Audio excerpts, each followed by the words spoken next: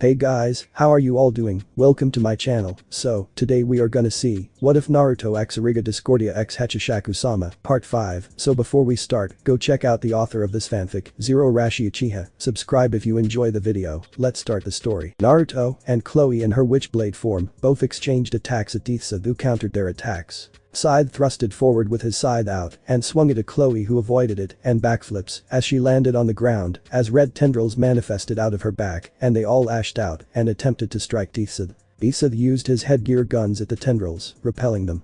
Chloe quickly deflected each bullet with his long extended right blade. Naruto tossed a smart disc at Deid, who quickly turned and sliced the weapon in half. This shocked Naruto as he jumped and did an acrobatic kick at Deid, knocking him back a bit, making him lose his balance, but he stood as Deid regained his footing and attempted to slash quick. Naruto barely dodged the beam side as Naruto charged his plasma canister and fired point blank at Deid's shoulder, who tanked it, which means no damage done to it. Impossible. That should have at least melted his armor, Naruto thought. Like it? My armor material is made of Gundanium alloy. Your inferior beam cannon cannot damage my armor. Deid spoke as Deid started shooting his shoulder Vulcan cannons at Naruto, who started to cloak himself and try to run and hide for cover. Chloe let out a battle cry as she charged at Deid, who turned and fired his headgear guns and shoulder Vulcan cannons at her. She evaded them with ease and even deflected some of the bullets as she jumped high and dived with her blade in hand. Ready, she was able to slash at his torso, leaving a scratch on it. Duo narrowed his eyes and this bitch managed to scratch his armor.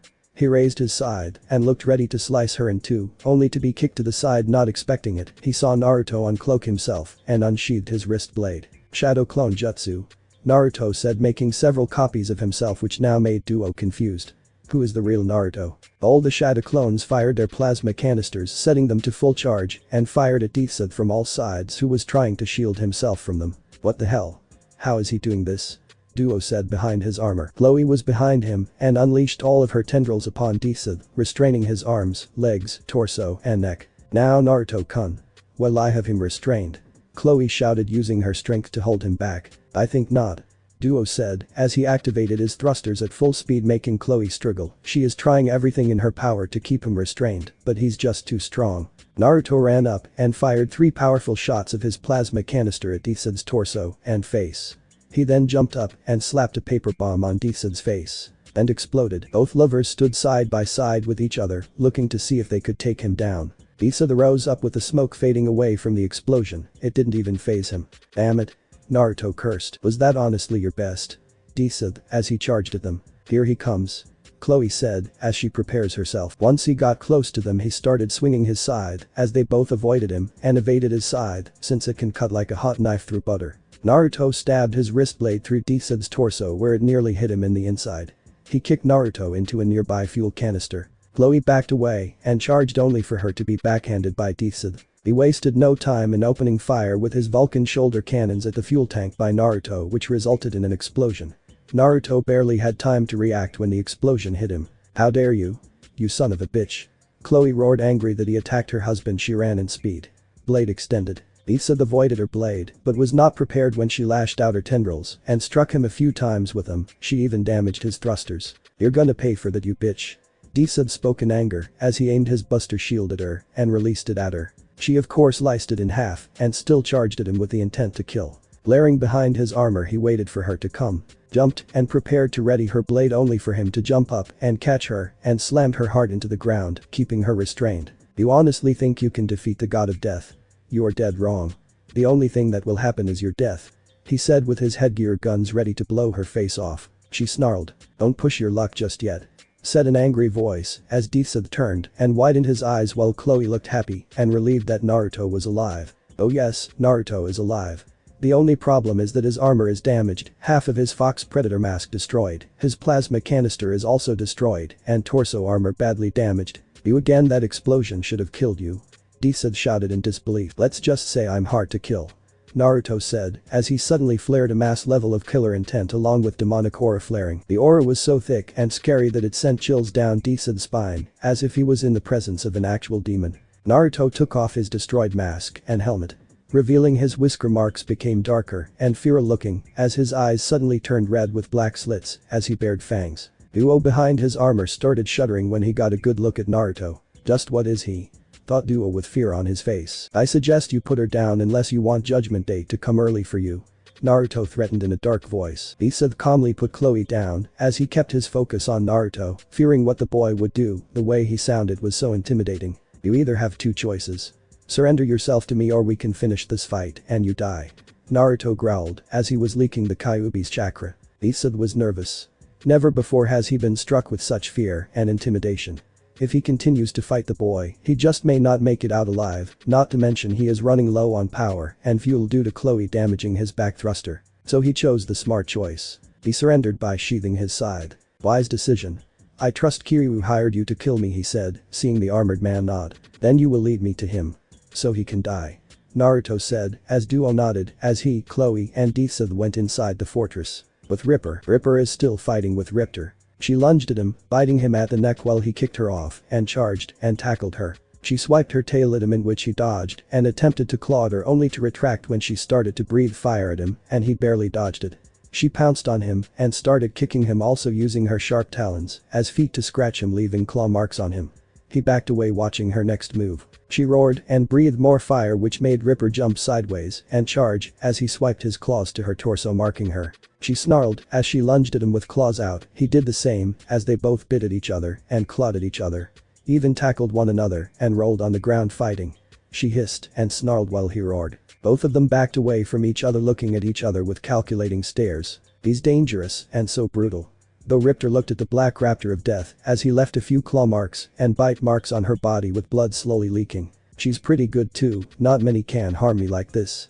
Were Ripper's thoughts, ignoring the pain he was in feeling blood leak from the claw marks and bite marks she left on him. Her pack were in shock and amazement that this raptor is actually on the same level as their alpha and both are evenly matched and formidable. She jumped at him as did he and both flexed their claws and in an instant they went past each other. Ripper fell on all fours, struggling to stand as he turned and looked at Raptor. She slowly fell on the ground. How could I lose to him? It's just not possible.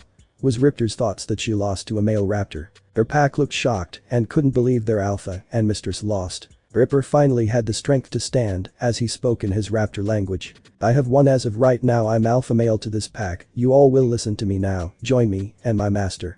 He and his female companion along with his other companions would likely have you all in his kingdom. He said, with each of the Raptors looking at one another and bowed in respect to their new alpha male. Raptor, as injured as she was, got up and looked at Ripper, already knowing the outcome of this deal, meaning he is now her ideal candidate for a mate. She and her pack no longer served Kiryu and found themselves loyal to Ripper, now even loyal to the Dark Elf Yuzu Empire. My first command as alpha male is to kill your former allies. He roared as he lunged at a few with Raptor and her pack now following him and killing any former ally they once had. With Kiryu, the man was currently plotting his escape since all of his demon forces and bioweapons are being overrun by Naruto's forces. Even his bioweapon velociraptors turned on him and are siding with the Black Raptor. He wasn't sure if Deid managed to kill Naruto yet. But he wasn't staying to find out. He sends a message to his other allies to alert them that Naruto will come for them next. And that he may not be fortunate enough to survive. Going somewhere, Kiryu? Naruto said, appearing out of the shadows. The mad scientist turned and scowled, seeing Naruto, Chloe, and Deid all together. Damn you, Deid. He cursed, now realizing how fucked he is now. You're not getting away that easy. Today you die. You and your allies, I will hunt down every last one of them. Naruto said with promise in his voice. Such a shame. Who knew how good and perfect you would have been if you were on our side, Naruto? I don't know how that dark elf bitch found you and made you into what you are, but personally I don't care anymore. Out of respect I would ask you to join us one last time, but I have a feeling you are going to disagree. Kiryu said with a frown. Join you? And your gang of sick rapists? Hell no. What makes you think I would join you? I know everything about you, Oboro, Kyle, King Chrome and Jingle. Naruto spoke with Kiryu seething. So it seems Vol told you about us. Kiryu spoke with anger in his voice and scowled with Naruto smirking. Of course, we made him spill his tongue and right now we are declaring war on all of you. Naruto said with a glare. Kiryu remained silent. He knew he wasn't going to be able to escape. So are you ready to die, Kiryu? Naruto asked, unsheathing his sword Raijin Jaka as the sword was coated in flames. I've underestimated you, never again I will. But I know this. It makes no difference if you did kill me, you won't be able to outsmart Oboro, she is more than you can handle. Kiryu said as he started to sprout green tentacles and transform into a rather hideous tentacle creature. Gross. Said Duo behind his armor with Chloe looking at Kiryu in disgust. Naruto charged with his sword in hand as he saw the incoming tentacles coming his way as he slashed each of them. Or who was hidden looked ready to prepare a sneak attack from the ceiling to strike at Naruto, only for him to be shot multiple times by Deid's headgear guns, which shoot the archdemon down, who laid their eyes wide, and Deid failed to protect his master. Kiryu grunted in pain, feeling all of his tentacles slashed apart and burned. He transformed his left arm into strands of tentacles as his right arm turned into a scythe blade and charged at Naruto. Die! Kiryu shouted. You first. Naruto replied back as he readied his blade and he slid down, avoiding all of the tentacles as he slid past Kiryu's waist and sliced it, leaving the mad scientist cut from the waist down. Kiryu coughed up lots of blood as he lost his legs. He collapsed, falling face on the ground, glasses cracked as he looked up at Naruto in fear as he started to crawl since he lost his legs. Only for Naruto to raise his left arm and shoot a net launcher, trapping Kiryu inside as the net was holding him in place and going into his skin as Kiryu roared in pain. Naruto stood there as he watched Kiryu struggle to break free. He raised his left arm and went into the side lock of his wristcom computer, touching a few buttons as then he took off his wristcom computer and tossed it beside Kiryu. The computer started beeping with red symbols in the countdown sequence. Let's get out of here now, Naruto said as he, Chloe, and Deid began to run, leaving Kiryu to his fate. Kiryu widened his eyes as he realized what that was. It's a bomb. And he is stuck and can't escape. He's helpless. As he saw the red symbols counting down much faster. You will pay for this, Naruto. Mark my words, were Kiryu's last words. With Naruto, everybody leave. Run as fast as you can, Naruto yelled as he and the others didn't waste any time in running and didn't even question him why, but Itachi realized it and knew that the place was going to blow. They continued to run and run and run. And once they reached a safe distance, Naruto turned his attention on Kiryu's fortress as he began to laugh maniacally. Boom, the whole fortress along with the hidden laboratory was blown into a massive crater. None of the bioweapons or demons and monsters Kiryu had left survived. Not a single one survived the deadly explosion. The explosion was so great that it would make a certain blonde bomber proud. We did it. Kiryu is no more, Naruto said with Chloe standing beside him. Who will we target now? Itachi asked. We will focus on Kyle. He is next, Naruto spoke, seeing Ripper come his way with Raptor following. I see you made new friends, huh, Ripper? Naruto asked as the Raptor smiled in response. Raptor came up to Chloe, who looked at her. I think she likes you, Chloe, Naruto said with a smile as Raptor bowed to Chloe, offering her a ride. So what's to become of me? Duo said, taking off his helmet, revealing himself to be a human. You're coming with us. And is a new member to our ranks, Naruto said, looking at the duo. That's fine with me, but I also have to get repairs for my suit of armor and maybe convince my friends to join Naruto. Duo spoke. Where do you get that armor anyway? Naruto asked. From 5 scientists. Why? Duo replied. Because I want one like that, Naruto said. But plans on going with Duo to see these 5 makers. Maybe he could request them to fuse his suit of armor like that with Uchiha technology. Now returned from their assault on Kiryu, Naruto, his lover, and those in his ranks are now celebrating another swift victory. Naruto is currently looking at his damaged armor and mask. Luckily he made blueprints to his armor. Now he will soon go with Duo to see these 5 makers who made his armor and wonder if it is possible for him to have the same type of armor except more powerful and formidable than before. It seems Raptor bonds with Chloe, seeing that she liked the dark elf woman. As for Ripper, he is currently getting healed by Shizune, as the Black Raptor of Death couldn't wait to be with his new mate Raptor to help breed a new species of raptors to call his children. Naruto is currently sealing his damaged armor in a scroll and is going to take it with him once he meets these makers who made the duo's armor. He is currently wearing his new traditional Uzumaki royal garbs. His kimono is white with red and orange Uzumaki whirlpool's crest at the collar and sleeves, showing that he was of royal birth. He wore hakama, which were gathered at the ankles. Footwear consisted of black ankle-high boots. So when will you leave with him? Chloe asked, looking at her husband. Leaving with him in an hour. You want to come? Naruto asked, seeing her nod. Of course, she answered. Very well. Then I'll leave Itachi in charge of everything while we are gone, Naruto said, holding his Uzumaki blade Raijin Jaka. As she and him went to go inform Itachi that they are leaving and that he is in charge until they return. But the Boro, the former anti-demon Kunoichi, could only widen her eyes at the sight of watching Kiryu's fortress and the lab got nuked into a massive crater. Well, you don't see that every day, she remarked with wide eyes. This brat is no joke. First vault. Now Kiryu, it's best I better warn the rest of our allies that we must take him seriously. There's no telling when Origa will come into the picture since we haven't seen her in action. Oboro said, frowning. Just how good is this brat? First he was able to simply take out Volt, now he outsmarted Kiryu.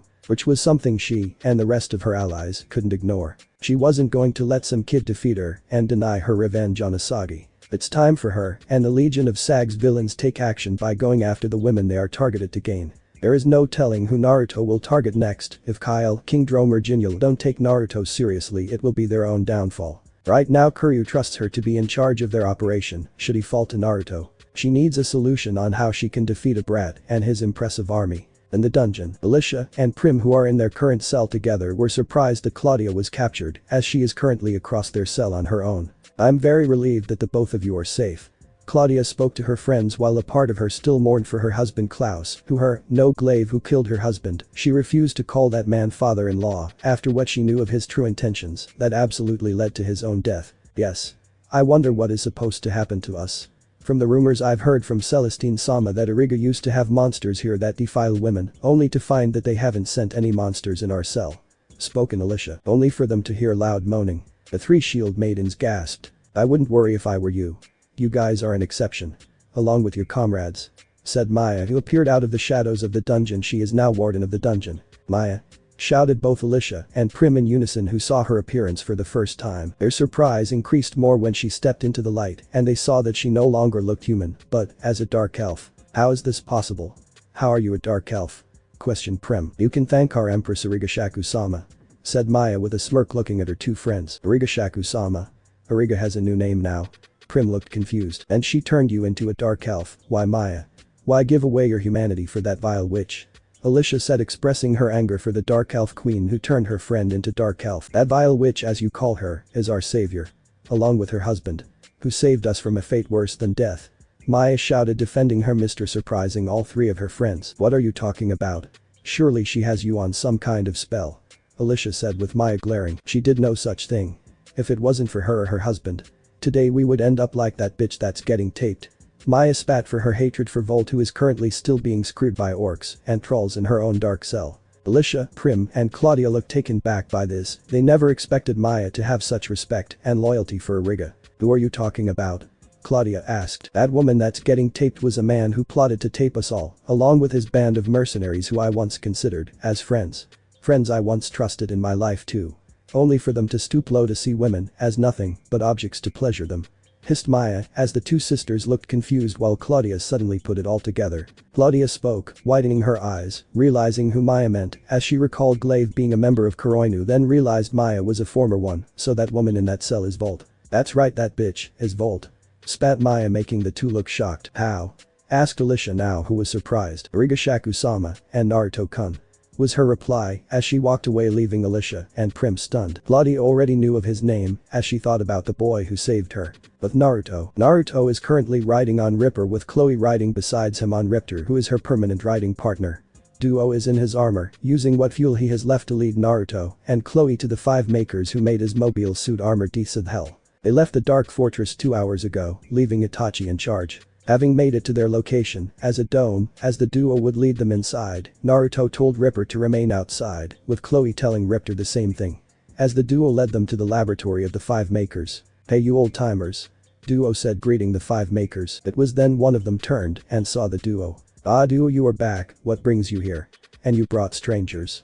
Said Professor G, who is the maker of the Deid model. To answer your question, I've come for some repairs, and the strangers are new friends of mine. Duo replied as the rest of the makers turned their attention. Lord Naruto is Professor G, maker of my Deid. The rest are his colleagues Dr. J, Master O, Instructor H, and Dr. S. They also made 4 separate mobile suits like mine. Duo introduced. Greetings gentlemen, I am Naruto Namikaze Uzumaki, king of the Dark Elf Uzu Empire, and this lovely woman is my wife Chloe Uzumaki. Naruto introduced himself and Chloe. Nice meeting you, your highness. To what do I owe the pleasure of you coming here to our home? Asked Professor G, with the rest of his friends looking at the boy. I am here for a request, I want a mobile suit of my own. Naruto said, with the 5 makers raising eyebrows. Oh? You request a suit of armor?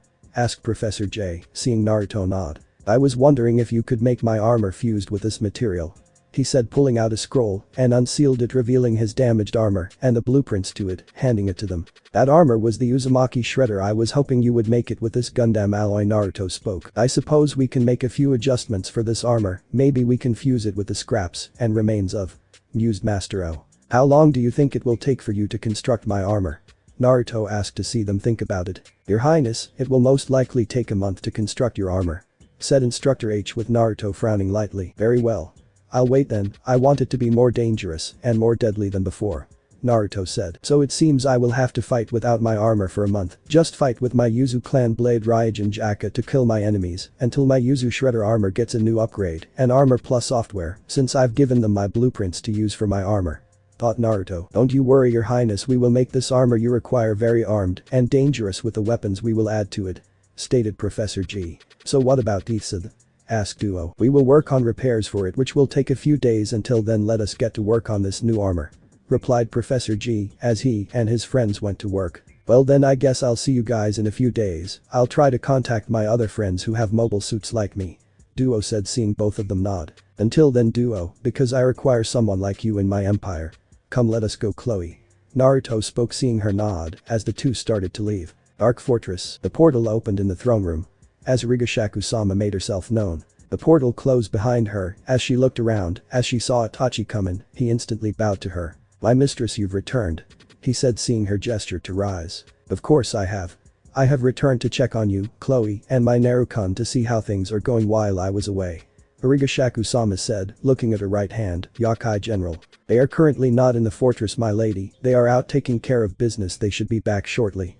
Itachi assured with her nodding and understanding. Very well, inform the rest of our inner circle of my return. I will sit on my throne and wait for my beloved Naruto and Chloe to come back.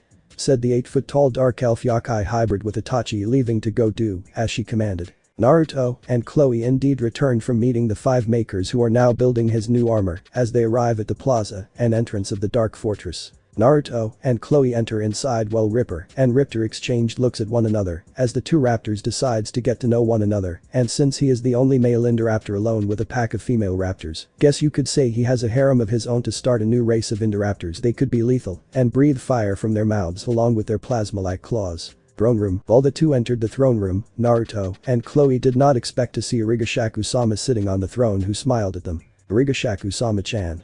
Shouted both Naruto and Chloe in unison as they ran over to her on the throne. She in turn smiled wide and got up hugging both of the people she loves. You're back. Said Chloe who is excited. Of course, I've returned to check on how things were going after my absence into the elemental nations. But mainly to see how the two of you were doing. Hachishaku-sama said, looking at both of her loved ones. How are things back in the elemental nations? Naruto asked, looking at his tall wife. Everything is fine, just had to take care of some business there. Said Hachishaku-sama with a smile. So now that you are back, what now? Asked Chloe looking at her mistress. It's time we have a meeting, I want to know what's been going on since my absence. The 8-foot dark elf queen answered. Then let's go to the meeting chamber. Itachi. Called out Naruto as the man appeared. Yes.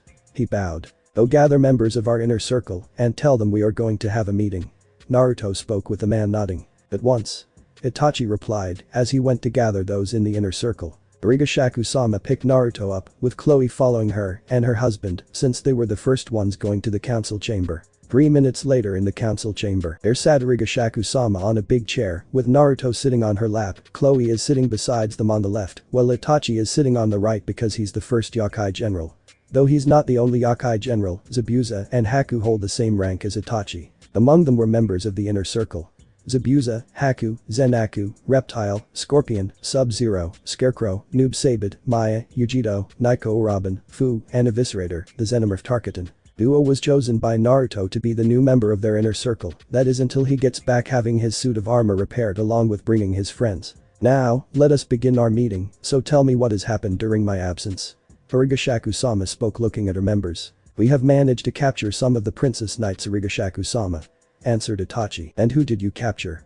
She asked as she looked down at Naruto. First ones we captured were Prim and Alicia, then Claudia. Those were the only 3 we captured. Naruto said with her smiling lightly. Good job. So who is left now? Hachishaku-sama questioned. The Gaia, Lulu, Celestine, and the alliances she made. Itachi answered seeing her raise a brow. I see. I trust you have fought some of Volt's friends, right? The dark elf yokai hybrid asked. They have perished.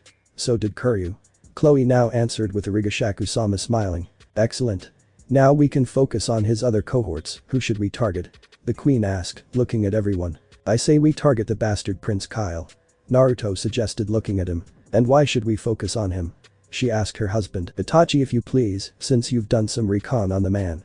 Naruto said with Itachi standing up and began speaking. I've had my crow to go spy on this man. He is indeed a bastard. His goal is to capture Princess Nina, who is a high elf, and lock her in marriage. His plot is still to tape her.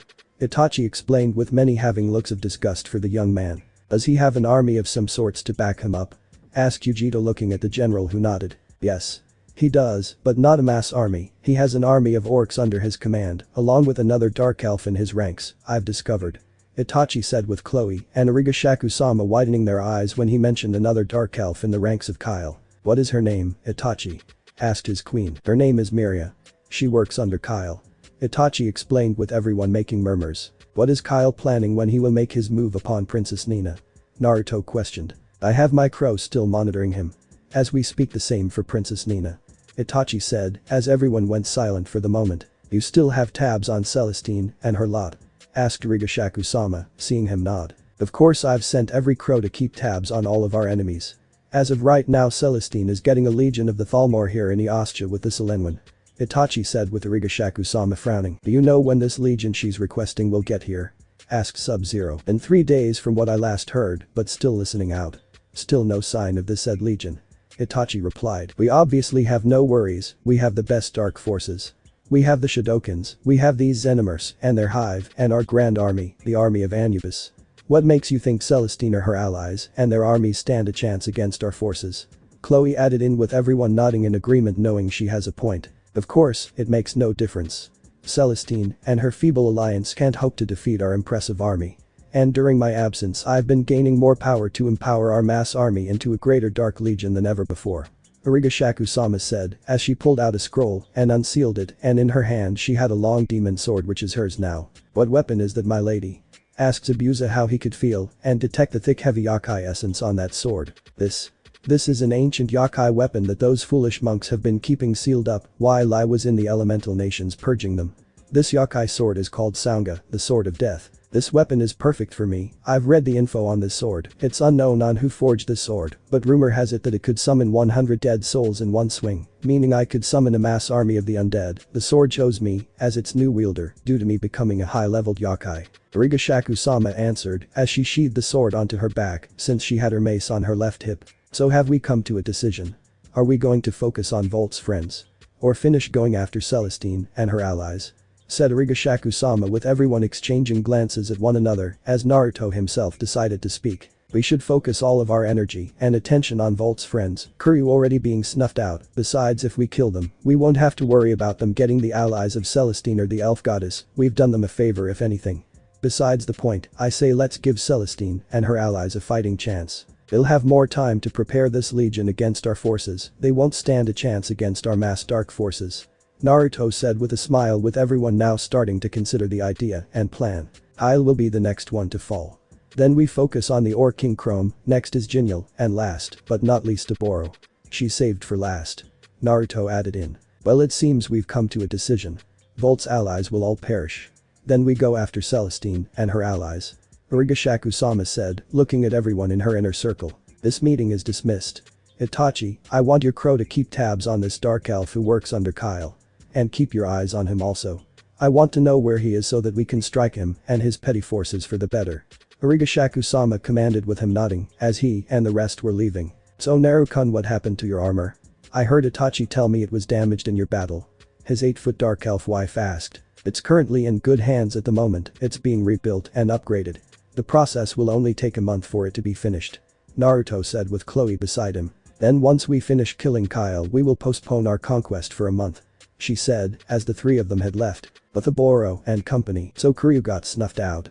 Asked Kyle, looking at Oboro, who nodded as he, King Chrome and Jinil were all in their own chamber having a meeting of their own. Kuryu has left me in charge of our operation should something happen to him. We will keep doing what we were tasked to do. Oboro spoke with a frown. Such a loss to see Kuryu killed by this boy. Commented Jinil, the demon lord. What are we to do should he target us?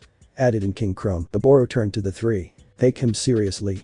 If you don't, it will be your own downfall. Volt and Kuryu already underestimated him, and we should not give the boy a chance. Oboro said with a slight glare. We need a plan. That army he has is no joke. Kyle spoke. Of course. I've already commanded my best genetic engineers to create more monsters and bioweapons to be able to combat his army. Oboro spoke. Why not we all combine our forces together to fight him and his army? I'm currently getting more demons and Urukai. I've commissioned a sorcerer to make me a legion of Uruks. Jinil said with everyone turning towards him. How many have you requested? Oboro asked with him smiling. 12,000, which should be enough to counter the brat and his army. Jinil replied. Well, in that case, I will give you more orc army which are up to 500. Added in King Chrome, seeing that they all will have to work together to take out Naruto and his forces. I'll gather an army as fast as I can. I only have but 100 orcs. Kyle spoke. Very well. Jinil, when will this army of yours be finished? Oboro asked. The process is still going, it will take but a month, he answered. She frowned but waved it off. Very well. This meeting is dismissed. Heed my warning if Naruto does come to one of you. Don't be a fool to face him head on, we have to stick together now to face him. Oboro said with warning in her tone as the three nodded. The three had left, leaving her to her devices. She had decided to go to her lab to plan and think. But Celestine, I've just received word from my superiors. Elenwen said, walking in Celestine's throne. What did they say? Celestine asked as she and Kagaya looked at her. They will send a legion to us, but it's going to take a while for it to be prepared, said Elenwen. How long? Celestine asked. A month, was the ambassador's reply. A month? Must we wait that long? Who knows when Origa's forces will make their next move? Celestine said with worry. Just have patience, Celestine. I promise you they will be here sooner. Right now the best we could do is just wait it out a month. Try to gather new troops to add to our combined forces, Elenwen assured with Celestine nodding. You're right. I just hope Claudia, Prim and Alicia will be okay for a month, said Celestine with a sad look. Are you certain of this? Asked Ingrid looking at Murasaki. Yes, I've heard from Asagi-san that Kuryu is dead. The blue-haired anti-demon Kinoichi said. Know of the culprit who killed him? Ingrid asked to see Murasaki look both ways. Origa's forces killed him. Was her answer making the dark-skinned beauty widen her eyes? Should we bring this attention to Celestine? Ingrid said, seeing Murasaki remain silent for a minute. We will once Asagi-san and Sakura-san return from getting the Yukaki's squad. Murasaki said with Ingrid frowning, then nodding, now concerned about what was said. Now sleeping with both his wives, Chloe on his left, Hachishaku-sama on his right. As our young king is sleeping peacefully while at the same time he is suddenly drawn into his mindscape. Naruto's mindscape. His mindscape consisted of Yuzu throne room while he looked straight ahead, seeing the giant fox known as the Kyuubi, who opened its red menacing eyes at Naruto. Mind telling me why have you summoned me? Naruto asked, looking sternly at the fox. He didn't seem afraid of the fox and had known about it from Hachishaku-sama. To inform you of something, kid, that will change you, said Kyuubi looking at his vessel. And what's that? Naruto asked, keeping his focus on the giant fox. You are becoming a Daiukai. A fox Daiukai, answered Kyuubi, seeing Naruto look slightly surprised by that. The Daiukai? Naruto asked. Yes, kid, because of you hanging around with that 8-foot dark elf, her yokai essence rubs on you. She herself is Daiukai too. I'm not sure if she's aware of that or not, but given how she's fused with Hachishaku-sama, it's a possibility that she might tell her vessel of what she's becoming. But you are also becoming one as well. Kyuubi explained. When will I become a Daiukai? Naruto asked, wondering how long it would be. You are slowly becoming it, your Daiukai powers will soon manifest. Only time will tell. Kyuubi spoke looking at his vessel. Hachishaku-sama's mindscape. I am becoming a what? Asked Hachishaku-sama looking at Hachishaku-sama. You are becoming a Daiukai. A higher class yokai, one so powerful and stronger than most common yokai. Because I'm fused with you, it's turning you into powerful Daiukai, said Hachishaku-sama. Hachishaku-sama widened her eyes. This explains a whole lot of how much stronger she's getting. She frowned and asked. Are you a Daiukai yourself? She asked her eternal fusion partner. That's right, I am. Which is why I'm feared so much in the elemental nations before being sealed away. I'm not like other yokais, the lesser and common ones. I'm at the top of the food chain with the other Daiukai. And because me and you both fused as one and will remain like that forever, we are an unstoppable force of nature. The same could be said for our Naruto-kun. Explaining Hachishaku-sama with the dark elf fusion widens her eyes slightly. Naruto-kun is becoming a Daiukai too? She questioned, seeing the 8-foot woman nod. Of course, and because of our yokai essence that may have rubbed on him when we mate with him may have something to do with that. The Kyuubi and its chakra in the mix also is turning Naruto-kun into a Daiukai like us. Hachishaku-sama answered. Does that mean our children will also? Hachishaku-sama asked again with Hachi nodding. Of course, was her answer. The dark elf fusion would ponder at the thought of both her and Naruto-kun as powerful Daiukais with their children also becoming Daiukais. The next day, in the morning, Naruto, Chloe, and Origa-shaku-sama are heading to the dungeon to meet their captive guests. Origa-shaku-sama of course wanted to see them, knowing they were probably dying to see her appearance. Maya, being the warden of the dungeon, was the first to be greeted by the three. Good morning, Naruto-kun, Chloe-sama, and Origa-shaku-sama. Greeted the red-head dark elf. Morning, Maya-chan. Are our guests awake? Naruto asked. Yes, my lord, I'm having someone bring them breakfast. Said Maya, smiling at him, as she would soon lead them to their cells. Claudia was the first to notice, as she looked shocked at Origa-shaku's appearance. What? Is that really Origa? Thought a shocked Claudia. Alicia and Prim stopped eating their breakfast and widened their eyes at what they were seeing. A tall dark elf who looked so much like Origa. Oh Kami. She's big. How did she get so tall? Alicia thought in shock with a gaping mouth. Prim said nothing, she was just speechless at seeing how tall Origa has become. Judging from your reactions to my appearance, you never expected me to look so different, did you? Origa-shaku-sama asked, still seeing the shell-shocked expressions on their faces. How? How did you get this way? Claudia asked with curiosity in her voice. Let's just say I merged with a spirit that made me this way. Was her answer. What do you intend to do with us? Asked Alicia. Change you, by turning all of you into dark elves. Origa-shaku-sama said with the three widening their eyes. I'll never be a dark elf. And neither will Prim be. Shouted Alicia with defiance, holding Prim protectively. You have no choice in the matter, all three of you don't. Sooner or later Celestine's fate will be the same as all of you. The 8-foot dark elf said with Alicia glaring. Celestine-sama will stop you. She's a goddess. As if she can be defeated by the likes of you. Alicia said with a burning glare that it didn't even faze Origa-shaku-sama. Stop me? That's a laugh. She doesn't even know how powerful I've become. I'm way stronger than her. Pretty soon you, her, and the rest of her allies will all become dark elves and will reside in my empire.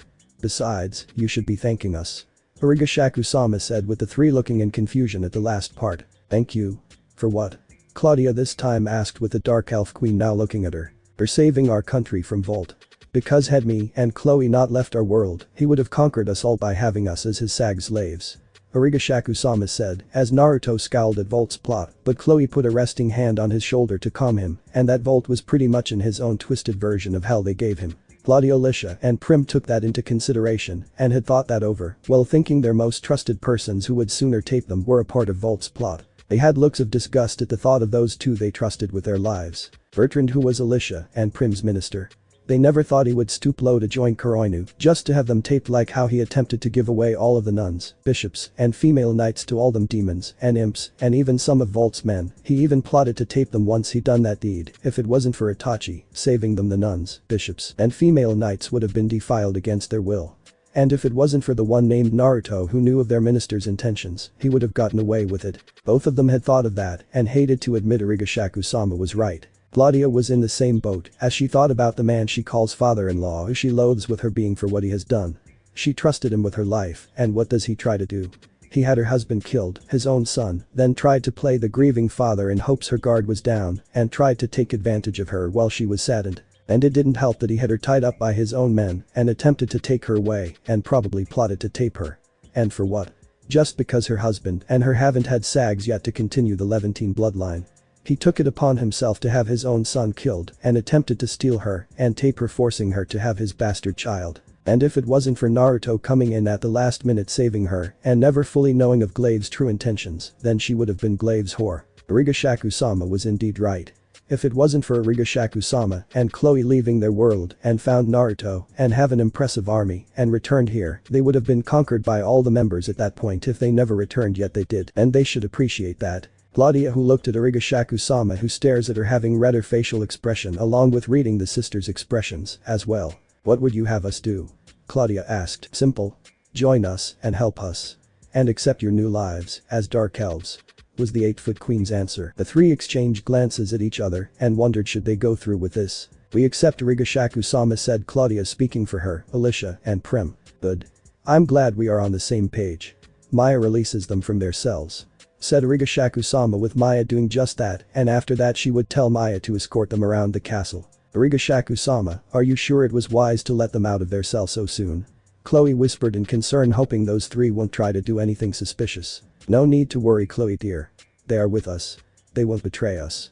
Was the 8-foot dark elf's reply. She wasn't worried and knew those three won't betray them, otherwise she'd have to put a spell on them to make them see things her way, but she's willing to give them a chance. 4 days later, through enough that Claudia, Alicia or Prim haven't done anything that was like betrayal, they enjoyed their stay and even had rooms of their own, which was better than being stuck in the dungeon and having to listen to a certain bitch in heat moan and scream. The three were getting to know the empire along with its ranks, hell they even got to know Naruto. They had to get permission from Hachishaku-sama and Chloe, which they both allowed because they belonged to Naruto. Maya of course got permission too, and like that, Naruto would spend his time with the 4 princess knights. Little did they know other women who noticed seemed a bit jealous.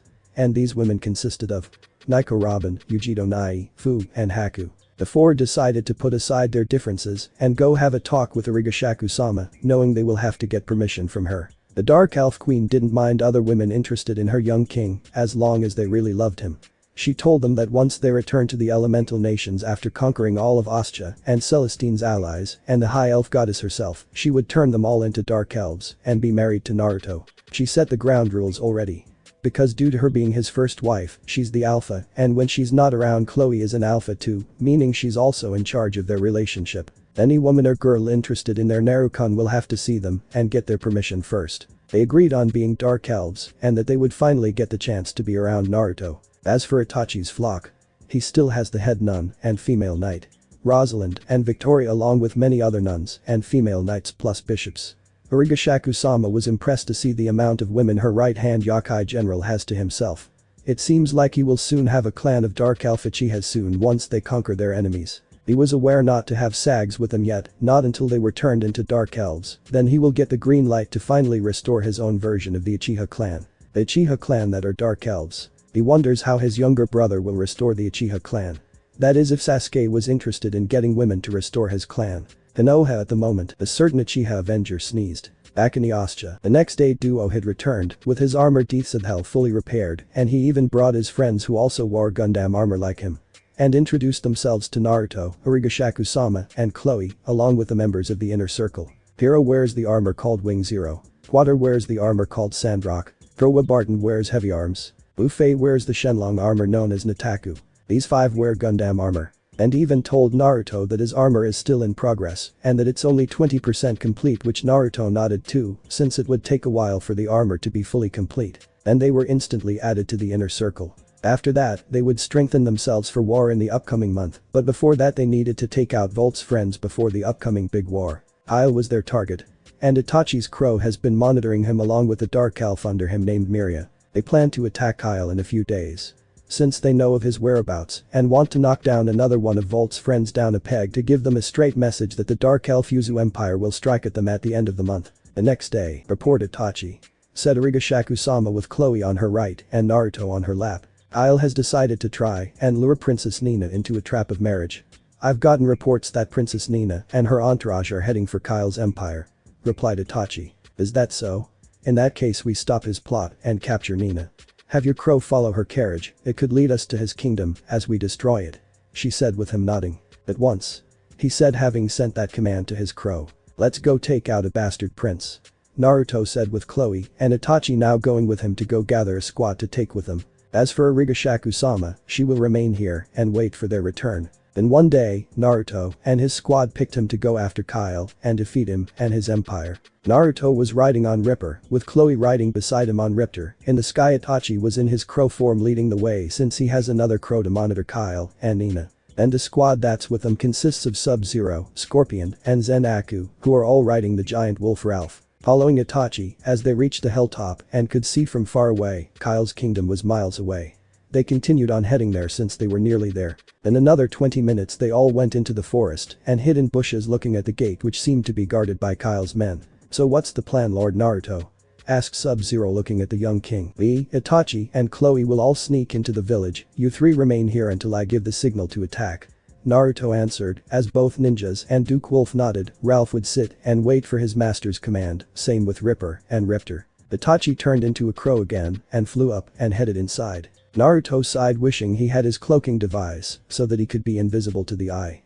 But he has other methods of sneaking in. Naruto would seal his sword in a storage scroll, as he would put on his disguise to look like a child. Chloe would put her bow and arrows down, along with putting away her daggers, while secretly putting one hidden dagger into her boot. She would have to disguise as an unarmed civilian and play the big sister to her husband as their way of sneaking in. Besides, she didn't need her weapons since she has her witchblade, which technically makes her a living weapon. The two would go on to the gates knowing Itachi would already be waiting for them. The guards would notice Chloe and Naruto seeing that the dark elf woman is holding hands with a young boy. "New here to Lord Kyle's kingdom?" asked the guard who was looking at Chloe. "Yes, me and my adoptive brother are new here. We wish to live here," spoken Chloe as the guards nodded and decided to let them both in. Once they got in, they looked around for Itachi and spotted him on a clothesline looking at them. As he caught at them now flying into an alleyway, they both followed him. Once they made it into the alleyway, Itachi had reverted into his human form. "What did your crow see of Itachi?" Naruto asked as the man stepped forward. "Princess Nina is being tied to a marriage, also Nina has 3 high elves that are her handmaidens. My crow spotted them heading into the castle's lower levels, which we can assume to be the dungeons," Itachi reported. "What about that dark elf you mentioned, where was she?" Chloe this time asked, with Itachi being silent for a minute. "She's somewhere in Kyle's castle," he answered. "I'm getting a bad vibe about this." "Itachi, you rescued the handmaid. Me and Chloe will deal with Kyle and Miria along with Princess Nina," Naruto said as he also said. "And now for the signal." Naruto spoke as he bit his thumb, drawing blood, and started a summoning seal on the ground. "Summoning jutsu. Eviscerator," Naruto yelled, and in a large puff of smoke, Eviscerator, the Xenomorph Tarkatan, appeared, hissing loudly and growling, looking at its summoner. "You have summoned me, Naruto," spoke the alien, using its mind to talk. "Yes, we have work to do and I need you and your hive to help. You are free to take any prisoners to your hive to spawn more of your brethren if you wish," Naruto said as the alien chuckled darkly at that. "As you wish," the Xenomorph said with glee. "Oh yes, Eviscerator has been wanting to capture more monsters to become hosts for the hive, since the hive has been multiplied due to capturing and taking any monster, demon or beast that Volt had when the Dark Elf Yuzu Empire raided Origashaku's kingdom and reclaimed it. Even some of Volt's men shared the same fate. Orcs, trolls, imps, demon hounds, orges, archdemons, and any other unspeakable creature that joined Volt had either been eaten by the mass Xenomorph horde or became hosts to spawn new breeds. Meaning these new breeds have a chance to be revealed and capture their targeted prey. Okay, let's do this," Naruto said as he drew more blood to summon more Xenomorphs, and this time it was the very new breeds. Xenomorph orcs, Xenomorph imps, Xenomorph trolls, Xenomorph archdemons with wings. The Xenomorph hounds are called runners. The whole breeds all hissed and growled as they stood by Eviscerator, since he is the Queen's general and champion of the hive. "Don't attack any of the civilians, only kill the guards," Naruto said, with Eviscerator nodding as he brought out his blades coated in xenoacid. And in an instant, Xenomorph new breeds and Eviscerator all jumped out, surprising and scaring all civilians who would flee in terror and hide in their homes. Guards and soldiers of Kyle alike came and saw the situation as they were attacked. Neither of them stood a chance as they were overrun by the horde, while some of the Xenomorphs lunged, grabbed at some of the knights, and teleported back to their hive to become hosts. "Let's go, guys," Naruto said, drawing out his sword. As Chloe transformed into her witchblade form, Itachi would draw his sword as well as they started to make their way to Kyle's castle. "That's the signal," said Zen-Aku as he prepares his crescent blade and charges at the gate with Sub-Zero and Scorpion following the Duke Wolf. Ripper and Raptor followed them, also knowing their masters would want their help. Ralph stayed behind and he would await his master's command. With Kyle stood up in shock when he heard what his captain of the guard had said. "An attack by what?" he shouted with disbelief. "I don't know, my lord. All of our men are being attacked by these creatures of black. They are killing them left and right," his captain says, with him and Miria along with Princess Nina looking shocked. "Then what are you waiting for? Begin to counterattack," Kyle yelled as another knight had appeared. "Lord Kyle, we have enemies at our castle gates. They've breached through and are in the courtyard," shouted a frantic knight. "Describe these enemies," Miria demanded. "The black-haired man with red eyes and black wings. A dark elf woman with loot armor and a boy with a sword," he replied, shocking the three. Especially Kyle, who heard his knight mention a boy. "It can't be Naruto." Miria, who was mildly surprised that there is another dark elf. He can't escape now, he must try to fight Naruto and not fail. With Itachi would throw kunai at knights and guards who are trying to stop him from reaching the dungeon, only that they couldn't stand a chance. He swings his sword, slashing at them as they catch on fire. Out of nowhere, orcs would charge at Itachi with hammers and war axes, only for them to be burned to a crisp when he unleashed a black flame crescent slash at them, killing them on the spot. As he continued his dungeon massacre, and once he made it to Nina's handmaidens who were in their own cell, he would cut the door down, letting them go free. "Who are you?" asked a high elf maiden. "I am Itachi Uchiha, come with me," he said in a monotone as the three suddenly started to admire him now. Naruto and Chloe, both of them attacked all of Kyle's knights and guards. Chloe sliced and slashed all in her path with a sadistic gleam in her eyes.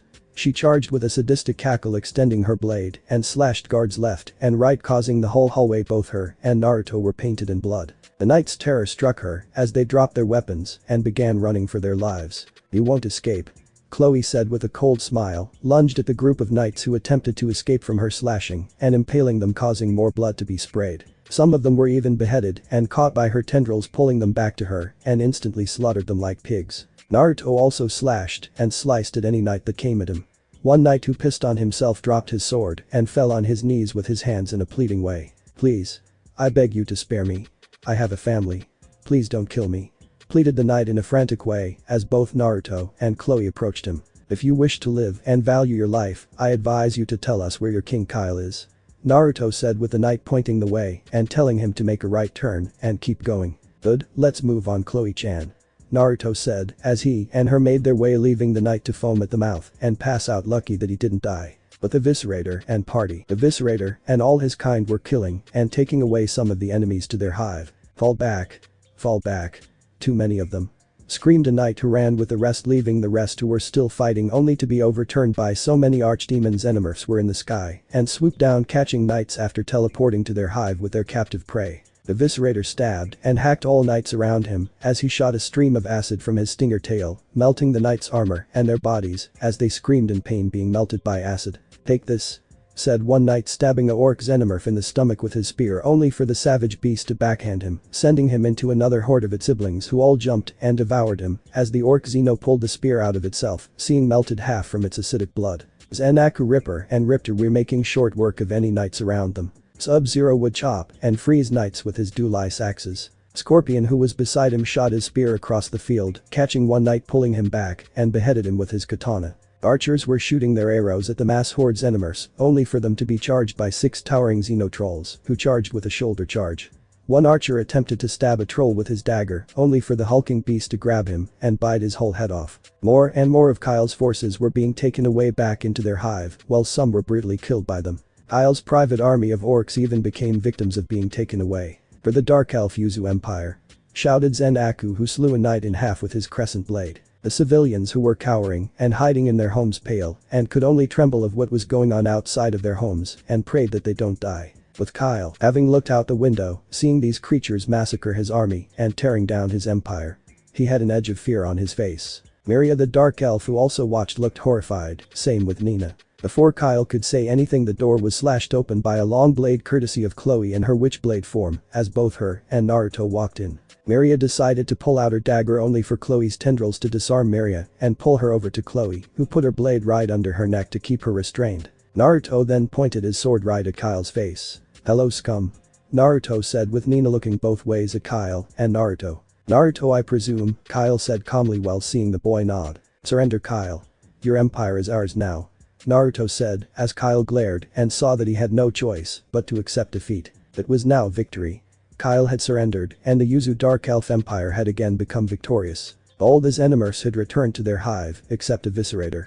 It was then in the plaza of Kyle's kingdom where Naruto had exposed Kyle of being not the so good king he was made out to be by exposing his intentions of trapping Nina in a marriage and plot to tape her. The civilians now hated their king and hoped he rots in hell. Even Nina looked angry, glaring at Kyle. Kyle glares at them. "So are you going to kill me? If so, do it," Kyle said, knowing this is his fate. "You do not deserve death from an emperor's hand. I shall give the honor to my summoning partner Eviscerator," Naruto says, with the alien smiling as he came behind Kyle, who gave Naruto one last look of defiance and glare. "You may have defeated me today, make no mistake you'll soon be up against much worse," Kyle said with intimidation in his voice. "If you're referring to your other friends, they'll join you in hell soon. And when you reach hell, tell Kiryu I said hello, take him away," spoke Naruto as Eviscerator teleported to the hive, taking Kyle with him. In the hive, now all alone in the alien xenomorph hive, Kyle looked around, seeing nothing but darkness. He would hear groaning and moaning.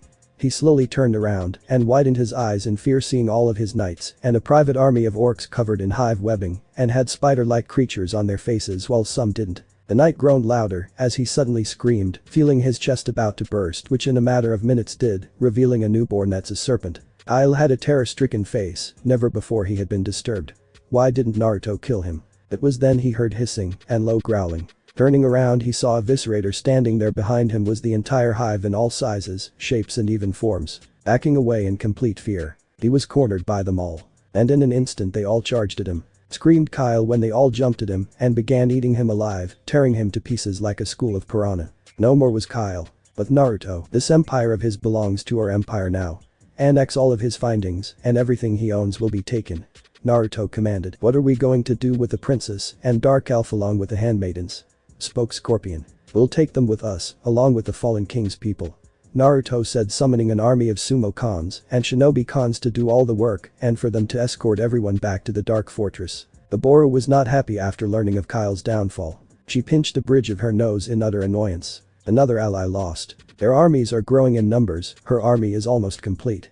She hoped her other two allies would prepare their strongest armies. Because they will not lose. She will not be denied her vengeance upon Asagi. Celestine's kingdom. Our high elf goddess has been rather stressed and did not take the news of Princess Nina being captured by Origa's forces. Though she has received some good news, the Thalmor Legion is on its way soon in a few days. Asagi had recently returned with both Yukaki's Mizuki and Shiru, along with other Kunoichis who agreed to join the war and fight and is currently filling them all in on the situation. They would train and prepare themselves for the Great War. Celestine could only frown at the war on the summit as she would pray to give her and her army victory to defeat Origa. She would frown looking out from her balcony.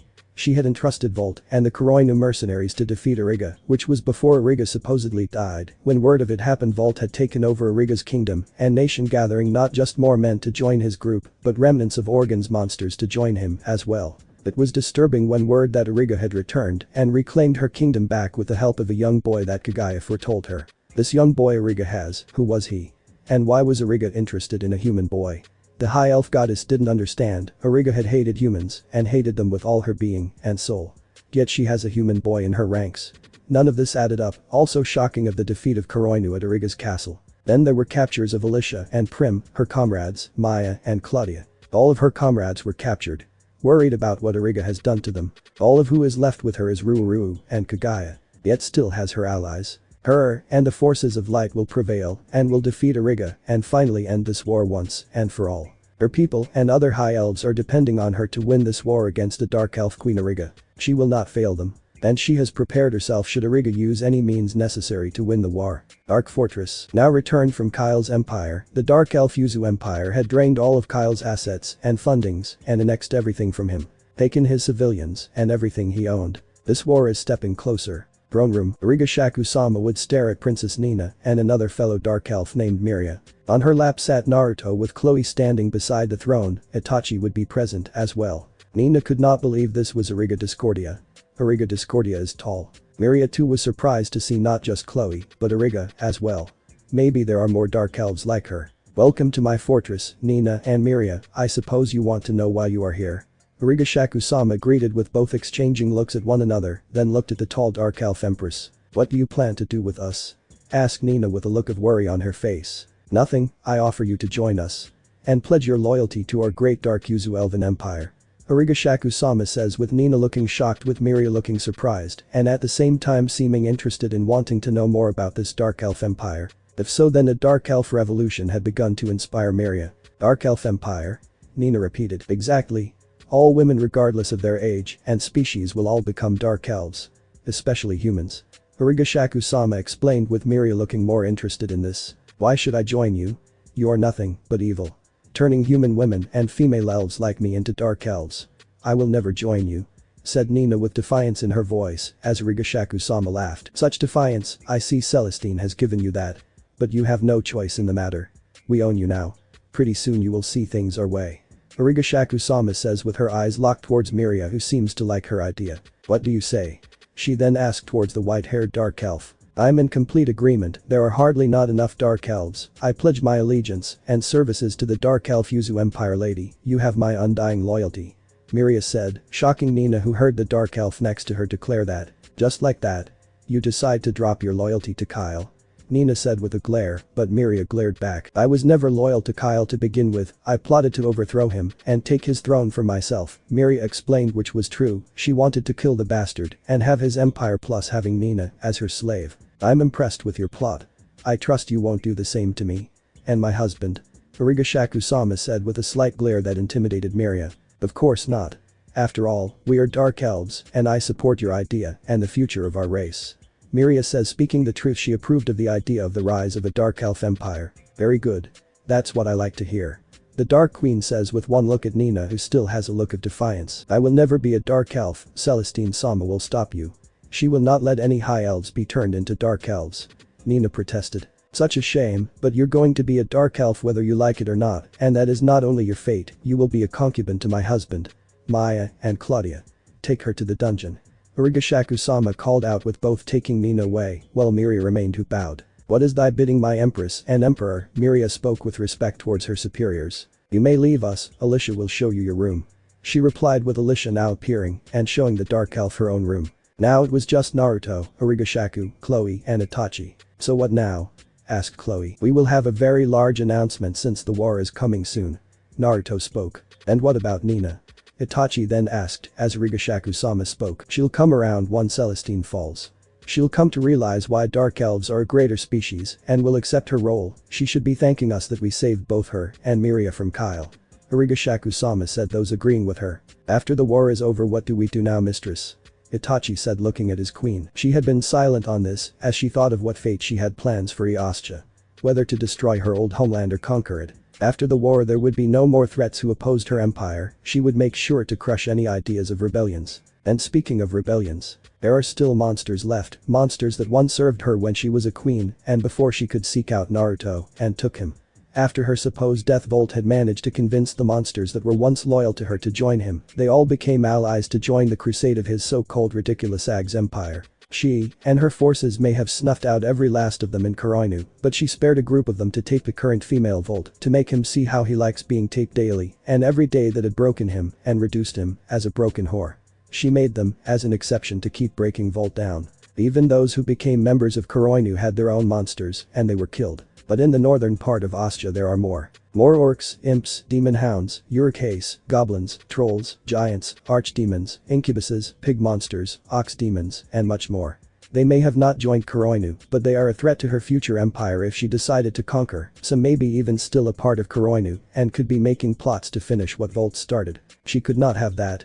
Every monster in the northern part of Uchiha is an enemy to her empire, traitors who sided with Volt and loved his ideas. And she has just a solution to solve this problem. Immediate genocide on all monsters in the northern part of her kingdom, even their young must be exterminated. If she was her old self, she would have allowed them a place in her new empire, but instead they all die for their betrayal for joining Volt. And she knows just the creatures who are suited for this job. Eviscerator and the entire Xenomorph hive can handle this task. But should she still destroy her old world? Or conquer it? Maybe she can conquer it. Both her and Naruto can not just rule the elemental nations, but also Uchiha. They can rule both to further expand their grand empire, including absorbing the Shield Maiden kingdoms into her empire, including everything their enemies have. Smiling, she decided to answer. After the war, we are going to claim Uchiha as ours. Then we return back to the elemental nations and focus all of our energy there. There would be no one left to oppose us in Uchiha. And we are going to make Celestine announce the fall of Uchiha. She said, with them approving the idea. Naru-kun, can you summon the Eviscerator? I have an important mission for him. She said, as he did just that. Eviscerator, I have an important mission for you. She said, what is your bidding? Eviscerator asked. She would then tell him and explain. Chloe looked pleased hearing what her queen was telling the alien what to do. Naruto and Itachi showed no reaction. They didn't care about the monsters and it was best that they'd be exterminated. If he could smile, it would be terrifying and disturbing. It will be done, mistress. He said as he left to go gather the entire hive to kill and capture all monsters. 1 hour later, and so began the entire monster sweep. Eviscerator and his entire hive had gone out to carry out Hachishaku-sama's orders, and she even added, no mercy. Forests, caves, trenches, wastelands, mountains, even camps and small villages were instantly overwhelmed by the massive horde of Xenomorphs. Some had tried fighting back to protect their lands, territories, and even their mates and younglings. Only for them to be overrun by the insane horde that brutally killed them like locusts. They could hardly put up a fight as the purge continued. Some were taken as hosts, some were brutally killed. Not even the younglings survived the purge as their fathers and mothers tried to protect them. Neither species of monsters did not know why this was happening to them. Why did they deserve this? To be slaughtered, massacred, even helpless. Even those pregnant with their young were taken as hosts. Why are you doing this? We've done you no wrong. shouted an orc chief who was struggling with Eviscerator as he watched all his brothers, sisters, wife and family all being killed by these black-clad creatures. Eviscerator had answered him before stabbing him in the gut. You and your kind are all traitors to the Dark Elven Yuzu Empire. Lady Hachishaku-sama has decreed all monsters are traitors and enemies and must be purged.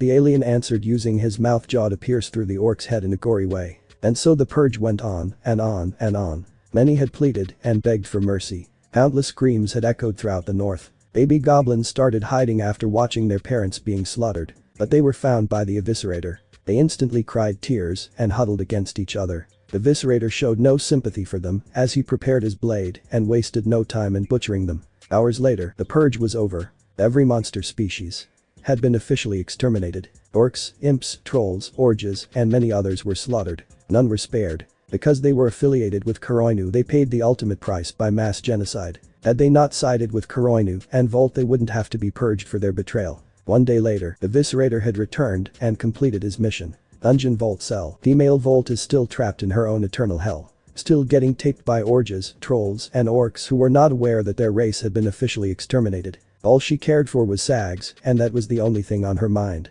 To think this was the feared and ruthless mercenary leader who led a group of mercenaries and had planned a grand dream of a Sags empire with him being its emperor. A Sags empire where women regardless of their age and species are to be Sags toys and slaves to pleasure all men and monsters alike. His plan was so simple: capture Origa Discordia and her servant, making them his bitches first before going after Alicia and Prim, then Maya and Claudia, along with Ruru and Kagaya, and last, but not least Celestine. But nothing went according to plan. Because Origa and Chloe disappeared for years and later on returned with an impressive army that could have been his.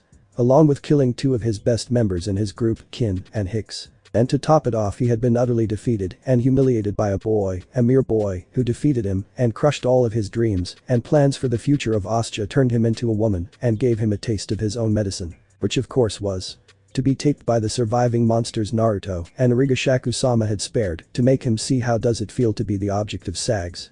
Like he had done to many other women and attempted to try the same thing to Origa and the Shield Maidens. His enemies had condemned him into a fate worse than death. Death was just too easy, him being gender changed and taped was poetic justice for all the women who had their lives ruined by this man. He was now nothing more than a broken whore, now pregnant with either orc, trolls, and ogre babies. As he would remain to be forgotten. Since no one has ever visited his cell. This very cell and dungeon is Volt's tomb. 3 weeks later, Arc Fortress Plaza. On the balcony was Naruto, Chloe, and Hachishaku-sama. Chloe was wearing her chainmail armor, 2 daggers on each of her hips, a quiver full of 150 ebony arrows, along with her ebony bow, as her red eyes were slit now, and wore a white fluff on her right shoulder. Her nails suddenly became longer. Hachishaku-sama was wearing her dark steel armor, her mace was on her hip, and her sword of the dead Sanga was sheathed on her back. On the other side of her back she gained a new weapon, the Staff of Ainzul Gown, which is said to be a powerful weapon. Naruto would wear his traditional royal Yuzu garbs with his sword. Below them was their massive majestic army. Thousands of the army of Anubis stood tall, standing in attention. The Jackal commander would be standing besides Itachi Uchiha, who is leading the 1st Division. Scorpion, Reptile, Trowa, Maya, and Wu Fei are also a part of the 1st Division. Hundreds of the Shidokins, all tribes standing in attention with Zabuza in front of them. They are the 2nd Division with Zabuza in charge, Zenaku, Ralph, Yujido, Nico Robin, Claudia, Alicia, and Quater. Thousands of Xenomorphs of all shapes, sizes, even the new breeds. With Eviscerator being their commander, Haku would be beside him. She was in charge of the 3rd Division, since her, Zabuza, and Itachi are ranked Yokai generals. Alongside her would be Fu, Sub-Zero, Duo, Hero, Scarecrow, and Shizune. All 3 dark factions of their army with each Yokai general leading them. They all focused their attention on the balcony. Naruto stepped forward and spoke. Today is the day we crush Volt's remaining friends and allies. This is their final day. They will feel the full wrath of the Dark Elven Yuzu Empire. Their ideas of tape and enslavement are over. Once we fully accomplish destroying them, we will fight the forces of the light led by Celestine Lacrosse. We are to defeat her forces and make her submit to our glorious empire. After her defeat we will crush any idea of rebellion. And once more. After our grand victory. Ostja will be ours. Announced Naruto as everyone cheered and gave battle cries. The Xenomorph screeched in agreement. Ralph would howl. The army of Anubis also howled and growled in agreement. Ripper along with his pack roared in agreement to his master. Hachishaku-sama stepped forward. Let us go and make a great victory. She yelled, raising her new scepter in the air. Go forth, Dark Elf Yuzu Empire.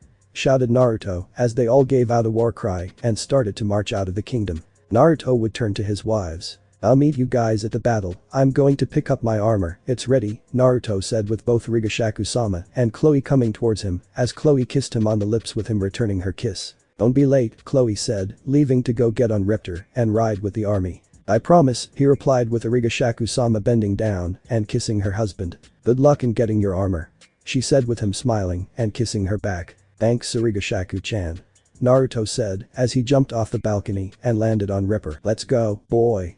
We have a war to win," Naruto said with Ripper's low growling and sprinted off to the location to get his armor. Watching her beloved leave, it was time to summon her own personal army. Unsheathing Sangha, and with a single sweep she had brought the dead as her army. Coming out of the graves and tombs were undead dark elves wearing armor and holding weapons. Even Kuroinu mercenaries who were killed were brought back as undead soldiers. This was Division 0. With Origa-shaku-sama leading countless of the undead with Noob Sabid as commander. She would levitate in the sky and would shout, "Come my steed," she shouted as the ground shook and crumbled as minor tremors shaken the kingdom. A massive tremor was snaking its way towards its master as it would reveal itself. This massive being that was the literal size of the very mountains itself and could be much bigger than a whole land. And what became her steed? This serpentine monstrosity Origa-shaku has for a steed was the Great Dilameter. The serpent monster roared so loud that it echoed throughout all of Yasha. She would land herself on top of its head as she pointed straight. "Go," she yelled as the beast obeyed its master and slithered off with her army following her. But Naruto, and Ripper made it to where his armor would be located. The 5 scientists were all outside waiting for him as they saw him step forward. "Your armor is ready, Naruto-san," Professor G said as they led him to it. Once they made it, Naruto widened his eyes and could only grin wide. The armor looked brand new, shiny, and armed with deadly weapons. Its body was built like Epion, its color was dark red like Epion. The shredder Kurokabuto looked razor sharp with a fox predator mask remade and looked much more feral and warlike. Epion's wings on its left arm was a mounted shield and heat rod whip, its right arm held a beam saber, its arm has on bladed gauntlets underneath the blades gauntlets were flamethrowers, wrist rockets, fiber cord whip, dart launcher, wrist blasters, concussion missiles, net launcher, wrist bomb, and comm system. Should the heat rod whip get damaged inside the left arm was a built-in minigun based off the old Hevyarm's model, including hidden missiles in secret parts of the armor. The armor's power source has Epion system and nuclear reactor. Plasma wrist blades are hidden. Its shoulder guards were bladed, mounted on both shoulders were plasma casters, and last but not least it has its cloaking device. "Beautiful, isn't it?" commented Professor J looking at their most greatest creation. In other words, Uzumaki Shredder had been reborn. "It's magnificent, it's so perfect, what is its name?" Naruto asked, stroking his armor. "We thought the name Demon Uzumaki Shredder would be appropriate," answered Professor G. Naruto bore a cold smirk, that name was perfect. Uzumaki Shredder had been reborn as Demon Uzumaki Shredder. Naruto put on armor. And like that, he flew straight out the facility like a bat out of hell heading right for the battlefield. Ripper would follow. Thanks for watching my video and make sure to check out the author of this fanfic, link is in the description. See you next time, till then sayonara.